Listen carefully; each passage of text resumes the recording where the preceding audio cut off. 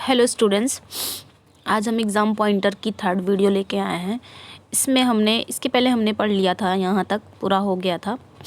आज हम exam pointer की थर्ड वीडियो लेके आए हैं। अगर आपने अभी तक फर्स्ट और सेकंड वीडियो नहीं देखी है तो आप चैनल के प्लेलिस्ट में जाके ज़रूर चेकआउट कर लीजिएगा। आज हम उसके आगे से पढ़ेंगे। लास्ट वीडियो में हमने यहाँ तक कर लिया था। ये शेक्सपियर का, ये सब क्रिटिकल कॉमेंट थे, शेक्सपियर के ऊपर थे, तो ये हो चुके थे। आज हम यहाँ से करेंगे इनके। Okay, let's begin. यहाँ से है important works of Shakespeare. Shakespeare के कुछ वर्क्स हैं, plays by order of composition, poems with publication date. So इसको देख लेते हैं। Complied from the Oxford Shakespeare as Wells and G. Taylor 1988. The dates of the early plays are conjectural. तो इसको देख लेते हैं, इनके वर्क्स कब कब आए थे। तो आपका यहाँ पे डेट दिया हुआ, यहाँ पे वर्क्स है 1590 to 91। सबसे पहले क्या आया था, टू जेंटलमैन ऑफ वेरोना। फिर 1590 से 91 के बीच में क्या आया था, टेमिंग ऑफ द श्रू। 1591 हेनरी 6 पार्ट सेकेंड आया था। 1592 में हेनरी 6 पार्ट 1 आया था। पहले आपका हेनरी 6 पार्ट सेकेंड आया था, देन आपका हेनरी 6 पार्ट 1 आया था। 1592 to 93 रिचार्ड थर्ड आया था। 1593 Venus and Adonis. 1594 the rape of Lucrece. आगे देख लेते हैं। 1594 comedy of errors. 1594 to 95 love's labour lost. 1595 Richard second. 1595 a midsummer night dream, ये दोनों ही आए थे। 1596 में किंग जॉन आया था। 1596 to 97 the merchant of Venice. Okay, 1596 to 97 Henry 4 part 1 आया था। 1597 to 98 the merry wives of Windsor. 1597 to 98 Henry 4 part second. 1598 much ado about nothing. 1598 to 99 Henry 5। 1599 Julius Caesar. 1599 to 600 as you like it. तो इसको जल्दी से देख लेते हैं। 1602 में हेमलेट। 1601 में 12 night. 1602 Troilus and Cressida. 1603 measure for measure, इनका कॉमेडी है सब। 1603 to 04 Othello. 1604 to 5 205 all's well that ends well. 1605 Timon of Athens. 1605 to 06 king Lear. 1605 और 6 के बीच में किंग लियर आया था। 1606 में आपका मैकबेथ आया था। एंड लास्ट इनका प्ले देख लेते हैं। 1606 में एंटनी एंड क्लोपेट्रा। 1607 में पेरिकल्स यानी कि प्रिंस ऑफ टायरे। 1608 में कोरियोलेनस। 1609 में द विंटर्स टेल। 1609 में आपका सोनेट्स, इनका सोनेट्स भी आया था 1609 में। ओके, आप लोग बताएंगे कि इनका सोनेट्स जो आया था 1609 में किसने पब्लिश कराया था, उस राइटर का नाम ज़रूर बताइएगा।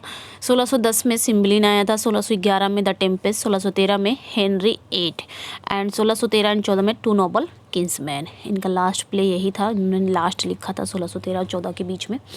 ओके, अब आगे हम देख लेते हैं some important facts about works के बारे में कुछ इंपॉर्टेंट फैक्ट हैं। विलियम शेक्सपियर के जो वर्क्स हैं उनके बारे में कुछ इंपॉर्टेंट फैक्ट्स हैं, तो इसको देख लेते हैं। पहला है love's labour lost is a satire on the pretentiousness of scholars who believe that they can forgo the charms of women in favour of reading and writing poetry. तो यहाँ पे क्या कह रहा है कि लव्स लेबर लॉस्ट जो है वो विद्वानों के ढोंग पर व्यंग है। विद्वानों के ढोंग पर क्या है, एक सटायर है जो मानते हैं कि वे कविता पढ़ने और लिखने के पक्ष में महिलाओं के आकर्षण को त्याग सकते हैं। ओके, नेक्स्ट देख लेते हैं। नेक्स्ट इनके वर्क का फैक्ट क्या है, much ado about nothing was an unusual play because it showed lovers Beatrice and Benedict who mocked each other in public। यहाँ पे क्या कह रहा है कि मच अडू अबाउट नथिंग एक अनयूजुअल प्ले है, मतलब एक असामान्य प्ले है, क्योंकि इसमें लवर्स जो हैं बेट्रिस और बेनेडिक्ट को दिखाया गया है। इसमें जो लवर्स हैं बेट्रिस और बेनेडिक्ट को दिखाया गया है, जो सार्वजनिक रूप से एक दूसरे का क्या करते हैं, मॉक्ड करते हैं, मजाक उड़ाते हैं। ओके, नेक्स्ट देख लेते हैं। A Midsummer Night Dream. A Midsummer Night's Dream was a new kind of play with magic and fairyland showing a world parallel to that of human beings. तो यहाँ पे क्या कह रहा है कि मिडसमर नाइट ड्रीम जो है वह जादू और परियों की भूमि के साथ एक नए तरह का प्ले था जो इंसानों के समानांतर दुनिया दिखा रहा था। मिडसमर नाइट क्या है? एक जादू, एक मैजिक और फेरीलैंड के साथ एक नए तरह का प्ले था जो इंसानों के समानांतर दुनिया को दिखा रहा था। ओके, नेक्स्ट देख लेते हैं। The comedy of errors reworks two highly popular comedies of Plautus Amphitryo and Menachmi using two sets of identical twins to create amusing situations. तो यहाँ पे क्या कह रहा है कि कॉमेडी ऑफ एरर्स जो है, कॉमेडी ऑफ एरर्स में एक अम्यूजिंग सिचुएशन बनाने के लिए समान ट्विंस को टू सेट का उपयोग करके एम्फीट्रूओ और मिनाचमी के अत्यधिक लोकप्रिय कॉमेडी पर रिवर्क करता है। मतलब कॉमेडी ऑफ एरर में क्या दिखाता है उसमें ट्विंस को दिखाता है ना, एक अम्यूजिंग सिचुएशन बनाने के लिए ट्विंस का यूज़ उसमें किया गया है। ओके, नेक्स्ट देख लेते हैं। 12th Night dealt with love but spent a lot of time exploring the electricity of each person. तो यहाँ पे क्या कह रहा है कि 12th Night क्या करता है? 12th Night किससे डील करता है? लव से संबंधित है, बट इसका ज़्यादा समय किस में चला जाता है? एक्सप्लोरिंग करने में, ईच पर्सन के इलेक्ट्रिसिटी को एक्सप्लोर करने में ज़्यादा समय स्पेंड हो जाता है। हालांकि 12th Night किससे डील करता है? लव से। ओके, नेक्स्ट देख लेते हैं। Henry six is a Chronicle play that deals with England's war with France.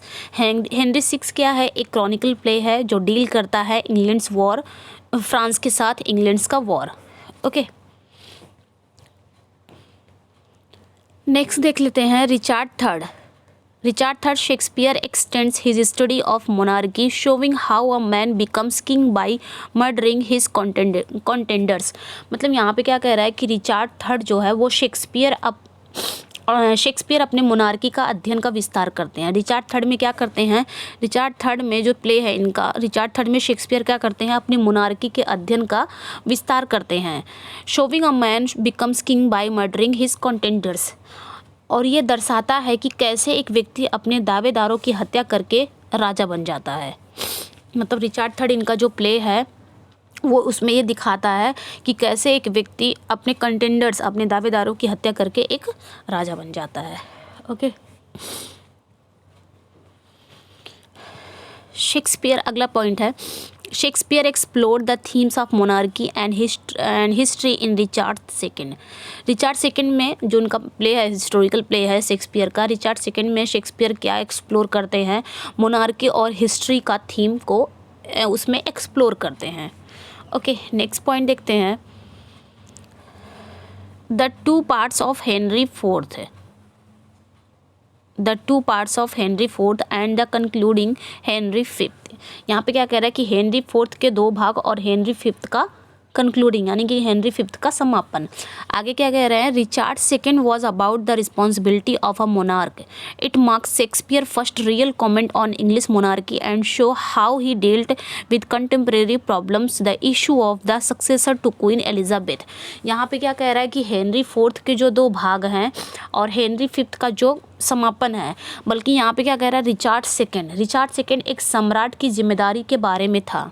Richard second किस कहानी के बारे में था? रिचर्ड सेकेंड में क्या दिखाया गया है? एक मोनार्क, एक सम्राट की जिम्मेदारी के बारे में था। एक अंग्रेजी राजशाही पर शेक्सपियर की पहली वास्तविक टिप्पणी को चिन्हित करता है। ये क्या करता है? एक इंग्लिश मोनार्की पर शेक्सपियर की पहली वास्तविक टिप्पणी को क्या करता है? मार्क करता है, चिन्हित करता है और दिखाता है कि उन्होंने समकालीन समस्याओं में कंटेम्प्रेरी प्रॉब्लम, यानी कि समकालीन समस्याओं में महारानी एलिजाबेथ के उत्तराधिकारी का मुद्दा कैसे निपटा। मतलब रिचर्ड सेकेंड में ये सारी चीज़ें दिखाता है। रिचर्ड सेकेंड में क्या दिखाता है? उसमें क्या है? उसमें एक सम्राट की जिम्मेदारी के बारे में दिखाता है और एक इंग्लिश मोनार्की पर शेक्सपियर की पहली फर्स्ट वास्तविक टिप्पणी रहती है, चिन्हित करता और ये दिखाता है कि कैसे उसमें समकालीन जो समस्याएं होती हैं, महारानी एलिजाबेथ के उत्तराधिकारी का जो मुद्दा होता है उसको कैसे निपटा जाता है रिचर्ड सेकंड में, ये सारी चीज़ें दिखाई जाती हैं। ओके, नेक्स्ट देख लेते हैं Henry fourth. Henry IV introduced one of Shakespeare's most unforgettable characters, Falstaff, a man who symbolized all the sins of gluttony, lust and sloth। यहाँ पे क्या कह रहा है कि हेनरी फोर्थ ने शेक्सपियर के सबसे अविस्मरणीय पात्रों में से, मतलब अनफॉरगेटेबल कैरेक्टर्स, हेनरी फोर्थ में जो शेक्सपियर के सबसे ना भूलने वाले जो कैरेक्टर हैं वो कौन है? फाल्स्टाफ है। वो फाल्स्टाफ को पेश करते हैं। एक ऐसा व्यक्ति है, फाल्स्टाफ कैसा व्यक्ति है? एक ऐसा व्यक्ति है जो लालच, ग्लटनी मीन्स क्या होता है? लालच, जो लालच, वासना और आलस्य का प्रतीक है। ओके, हेनरी फोर्थ में यहाँ पे क्या दिखाता है? हेनरी फोर्थ में फाल्स्टाफ नाम के कैरेक्टर को दिखाता है, जो ना भूलने वाला ये कैरेक्टर है। हम भूल नहीं सकते फाल्स्टाफ को। जब भी बात हेनरी फोर्थ की आती है, शेक्सपियर के प्लेस की, हिस्टोरिकल प्लेस की आती है, तो हम फाल्स्टाफ को नहीं भूल सकते। ये अनफॉरगेटेबल कैरेक्टर्स है।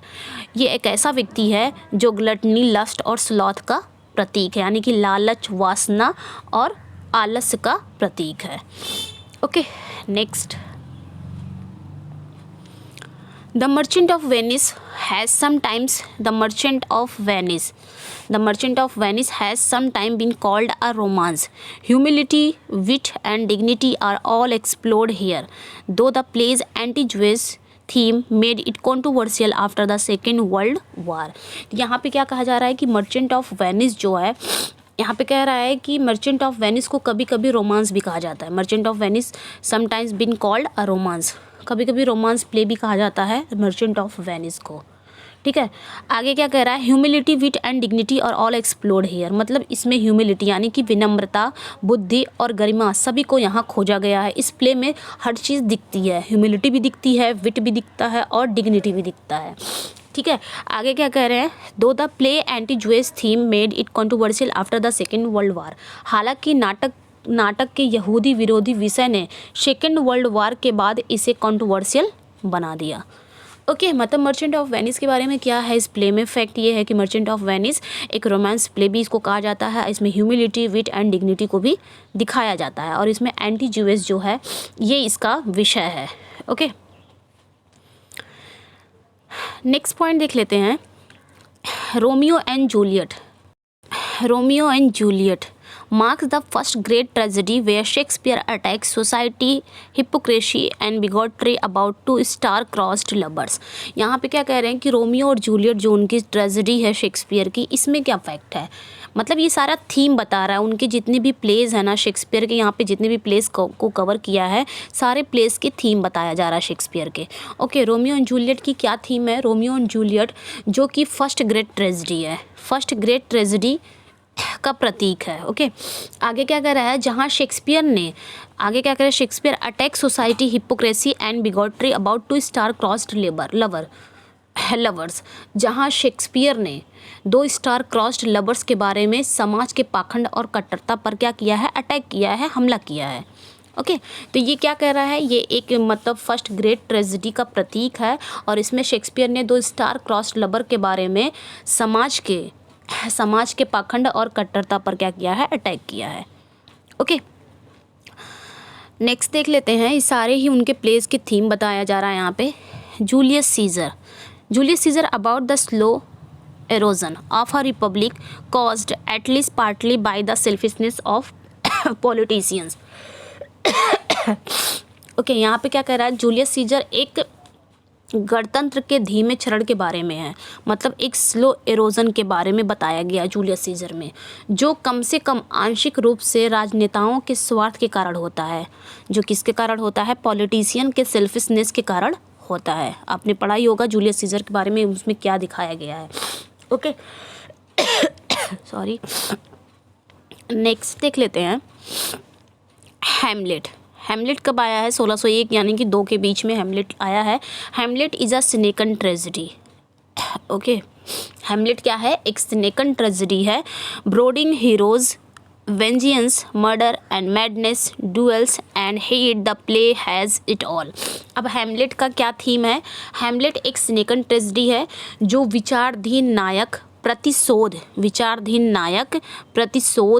हत्या, पागलपन, द्वंद्व यानी कि डुअल्स एंड घृणा नाट, ये मतलब सब कुछ इस प्ले में है। इस प्ले में क्या है, एक सनेकन ट्रेजेडी है और जो हीरो एक विचाराधीन नायक है, मतलब विचाराधीन है, ब्रोडिंग हीरोज़ है, जिसमें वेंजियंस भी इस प्ले में है, मतलब प्रतिशोध भी है, बदला लेना भी है, मर्डर भी है, हत्या भी है और मैडनेस भी है, पागलपन भी है, जानते हैं आप लोग, डुअल भी है इसमें और नफरत भी है। सब कुछ इस प्ले में आप पाएंगे। ओके, नेक्स्ट देख लेते हैं ओथेलो कब आया है? 1603 में आया है। ये किससे डील करता है? Deals with human jealousy, distrust and vulnerability, combines the heroic figure with that of braggart. तो यहाँ पे क्या बता रहा है कि जो ओथेलो है, ओथेलो किससे डील करता है? ह्यूमन जेलेसी से, डिस्ट्रस्ट मतलब क्या होता है? अविश्वास से, और वल्नरेबिलिटी मतलब भेद्यता से संबंधित है। ओथेलो किससे संबंधित, किससे डील करता है? ओथेलो में क्या क्या दिखता है? ह्यूमन जेलेसी दिखती है, अविश्वास दिखता है और भेद्यता दिखती है। आगे क्या कह रहा है? Combine the heroic figure with that of a braggart, जो एक वीरता के साथ वीरता को जोड़ती है, किसके साथ जोड़ती है? वीरता को जोड़ती है। The theme of revenge continue to haunt Shakespeare here and Iago the master plotter become one of his best creation. आगे क्या कह रहा है कि बदला लेने का विषय यहाँ शेक्सपियर को परेशान करना जारी रहता है और जो मास्टर प्लॉटर कौन है? यागो क्या है? मास्टर प्लॉटर है, उनकी जो सर्वश्रेष्ठ रचनाओं में से एक बन जाता है। ओके, तो यहाँ पे क्या बता रहा है कि ओथेलो जो है वो ह्यूमन जेलेसी, डिस्ट्रेस, वल्नरेबिलिटी, इन सब से डील करता है और इसमें बदला लेने का, इसमें भी the theme of revenge continue रहता है, शेक्सपियर को परेशान करने का। आगे क्या कह रहे हैं कि जो मास्टर प्लॉटर है, इसमें मास्टर प्लॉटर कौन है? यागो है, ये शेक्सपियर की सबसे बेस्ट क्रिएशन में से एक है। ओके, नेक्स्ट किंग लियर, इसकी क्या थीम है? King Lear 1605 okay is about the failure of a egotistical man who is unable to recognise evil or virtue. King Lear क्या कहता है? किंग लियर एक अहंकारी व्यक्ति है, एक egotistical मैन है, एक अहंकारी व्यक्ति की असफलता के बारे में है। मतलब एक किंग लियर में क्या दिखाता है? किंग लियर की थीम क्या है? एक अहंकारी व्यक्ति की असफलता के बारे में है, जो बुराई या सद्गुण को पहचानने में असमर्थ है, जो एविल या वर्च्यू को पहचानने में क्या है? अनेबल है। ओके, नेक्स्ट देख लेते हैं मैकबेथ कब आया है? 1606 is about succession, kingship and social order. Macbeth क्या है? मैकबेथ उत्तराधिकार, राजशाही और सामाजिक व्यवस्था के बारे में है, सक्सेशन, किंगशिप और सोशल ऑर्डर के बारे में है। आगे क्या कह रहा है? The play details the moral corruption of a man driven by personal ambition into betraying his benefactor. आगे इस प्ले में क्या दिखाता है कि ये जो प्ले है ना, एक ऐसे व्यक्ति के नैतिक भ्रष्टाचार का विवरण दिया गया है जो व्यक्तिगत महत्वाकांक्षा से प्रेरित होकर अपने जो बेनिफैक्टर को धोखा देता है, अपने लाभार्थी को धोखा देता है। ओके, तो ये हम सबको पता है मैकबेथ किससे है, मैकबेथ में क्या क्या है। मैकबेथ में सक्सेशन, किंगशिप और सोशल ऑर्डर है, इसकी थीम है। और ये प्ले एक ऐसे व्यक्ति के बारे में है जो नैतिक भ्रष्टाचार का विवरण दिया गया है, जो ऐसा व्यक्तिगत दिखाया गया है जो अपने महत्वाकांक्षा के आगे किसी को समझता है, अपने ही बेनिफैक्टर को क्या करता है? धोखा देता है। ये चीज़ें हैं। ओके, इतना और देख लेते हैं, यहाँ पे इनका प्लेस ख़त्म हो जाएगा। आगे देखते हैं एंटनी एंड क्लोपेट्रा। ये इनकी ट्रेजेडी है शेक्सपियर की, deals with dissolving empires and history theme. ये किससे डील करता है? एंटनी एंड क्लोपेट्रा विघटित साम्राज्यों और इतिहास विषयों से संबंधित है। ओके, नेक्स्ट देख लेते हैं टीमोन ऑफ एथेंस। ये कब आया? 1608 में। Is a caricature of politics in society where social and personal relations are done on the basis of cash. There are almost no women figure other than prostitutes in the play. तो Timon of Athens क्या करता है? एक ऐसे समाज की राजनीति का कैरिकेचर है जहाँ सामाजिक जहाँ जहाँ सामाजिक और व्यक्तिगत संबंध नकदी के आधार पर किए जाते हैं। मतलब सामाजिक और व्यक्तिगत जो रिलेशन होते हैं वो कैश के आधार पर किए जाते हैं। ओके, आगे क्या कह रहा है, there are almost no women figure other than prostitute in the play. आगे कह रहा है कि प्ले में जो प्रोस्टिट्यूट के अलावा महिलाओं के आंकड़े भी लगभग नहीं हैं। ओके, ये चीज़ टिमोन ऑफ एथेंस में दिखाता है। नेक्स्ट देख लेते हैं the Tempest. Tempest deals with the theme of colonial domination, possession, territory, slavery and love are the central elements in this unusual play. Tempest में क्या होता है, टेम्पेस्ट में डोमिनेशन पोजेशन से संबंधित है। इसमें जो डोमिनेशन पोजेशन दिखाया जाता है इससे संबंधित है। इस अनयूजुअल प्ले में क्या होता है, टेरिटरी यानी कि क्षेत्र, स्लेवरी दासता, स्लेवरी मतलब गुलाम बनाने वाला, दास बनाने वाला, एंड लव प्रेम के केंद्रीय तत्व है। मतलब इसके जो सेंट्रल एलिमेंट्स हैं इस प्ले के वो कौन कौन से हैं। डोमिनेशन पोजेशन से तो ये प्ले संबंधित है, डील करता है।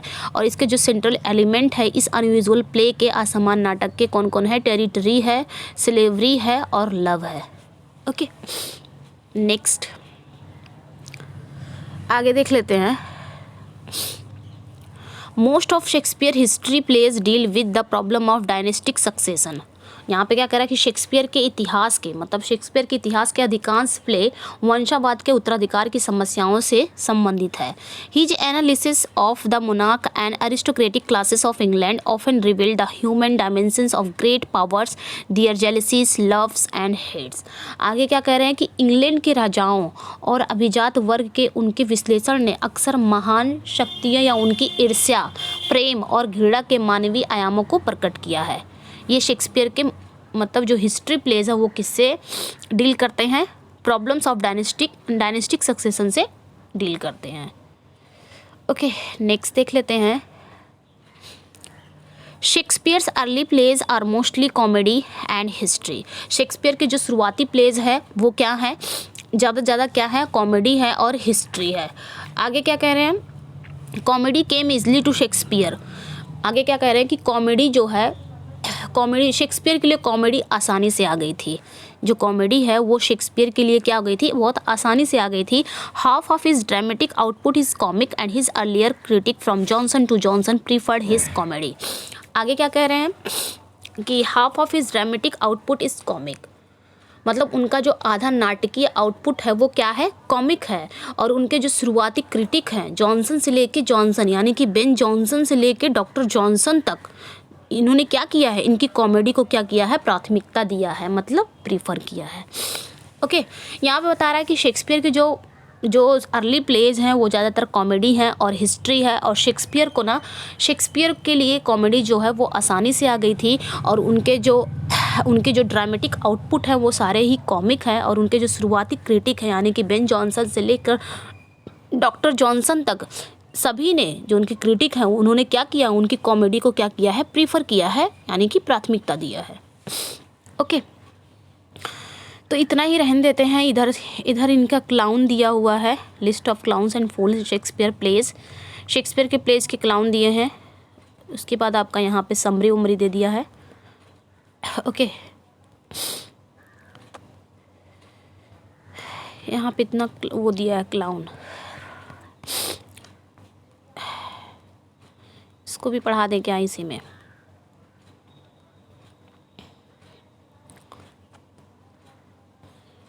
चलिए देख लेते हैं, इसको भी थोड़ा सा इसी में पढ़ा दे रहे हैं। आज शेक्सपियर को कंप्लीट कर दे रहे हैं पॉइंटर वाले में। Okay, list of clowns and fools in Shakespeare pledge.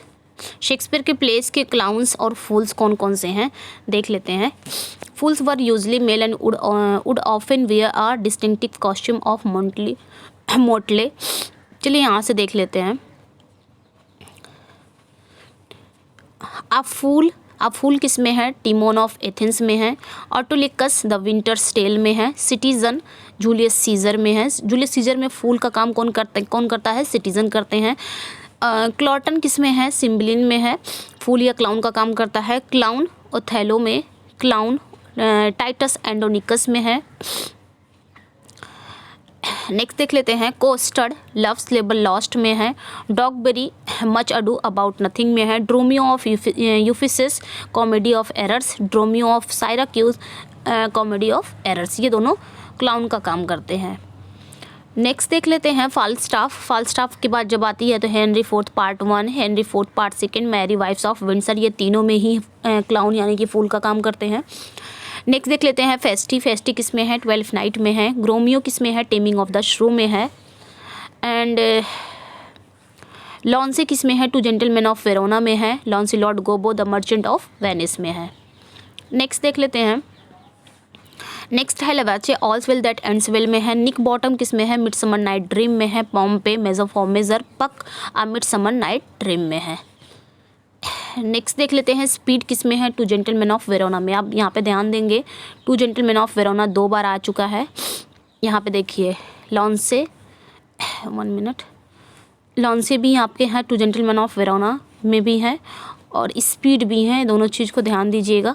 Okay, the fool किस में है, किंग लियर में है, grave diggers Hamlet, porter Macbeth, Thersites Troilus and Cressida. Okay, Touchstone as you like it, Trinculo, Tempest, Yorick, Hamlet. Hamlet का ध्यान दीजिएगा, यहाँ पे 2 बार आ चुका है, ग्रेव डिगर्स भी हैं और योरिक भी हैं। ओके, तो ये थे इनके क्लाउन का। इधर आप फिनिश हो गए हैं शेक्सपियर। यहाँ पे सिर्फ समरी दिया गया है, मर्चेंट ऑफ वेनिस का समरी दिया है, आप खुद देख लें, आपका PDF मिल जाएगा। एज यू लाइक इट का भी यहाँ पे समरी दिया गया है, थोड़ी थोड़ी समरी है, सारे आप लोग पढ़ ही चुके होंगे समरी, है ना। मिडसमर नाइट ड्रीम का भी दिया है, यहाँ पे थोड़ा थोड़ा दिया है समरी। 12th नाइट का दिया हुआ है, टेम्पेस्ट का दिया हुआ है यहाँ पे, हैमलेट का। आई नो कि आप लोग ये सारा ही समरी पढ़ चुके होंगे। मैकबेथ का भी दिया हुआ है यहाँ पे, इनके जो इम्पोर्टेंट प्लेस हैं वो सारा यहाँ पे दिया हुआ है। किंग लियर का दिया है, यहाँ से विलियम वर्ड्सवर्थ आपके स्टार्ट हो जाते हैं, यहाँ बस शेक्सपियर यहाँ से कंप्लीट हो जाए, तो सोचा आज शेक्सपियर को कंप्लीट ही कर दिया जाए, है ना। शेक्सपियर को कंप्लीट हो गए हैं, यहाँ पे बस समरी रह गया है। तो जितने भी समरी यहाँ पे दी गई है आप सभी लोग पढ़ चुके होंगे। ओके, तो फिर चलिए मिलते हैं नेक्स्ट वीडियो में। नेक्स्ट वीडियो में हम वर्ड्सवर्थ से पढ़ेंगे। ओके, आज इतना ही रहने देते हैं। शेक्सपियर को हमने कंप्लीट कर दिया, इसलिए थोड़ी लेंदी वीडियो हो गई है। ओके, एक मरतबा कंप्लीट हो जाएगा फिर देन आपको पूरा PDF मिल जाएगा। आप वीडियो को पूरा वॉच किया करिए, क्योंकि बहुत सारे बच्चे पूछते हैं कि मैम PDF नहीं मिल रही है। PDF इसलिए नहीं मिल रहा क्योंकि सारे राइटर को एक में कवर कर लिया गया, इसलिए PDF नहीं मिल रही है। सोच रहे पूरा कंप्लीट हो जाए देन आपको PDF एक साथ प्रोवाइड किया जाएगा। ओके, तो मिलते हैं नेक्स्ट वीडियो में। चैनल पे नए हैं तो चैनल को सब्सक्राइब करिए, वीडियो को लाइक एंड शेयर ज़रूर कर दीजिएगा, और PDF चाहिए तो आप हीना इंग्लिश क्लासेस से टेलीग्राम पे ज्वाइन हो सकते हैं। Okay, thank you.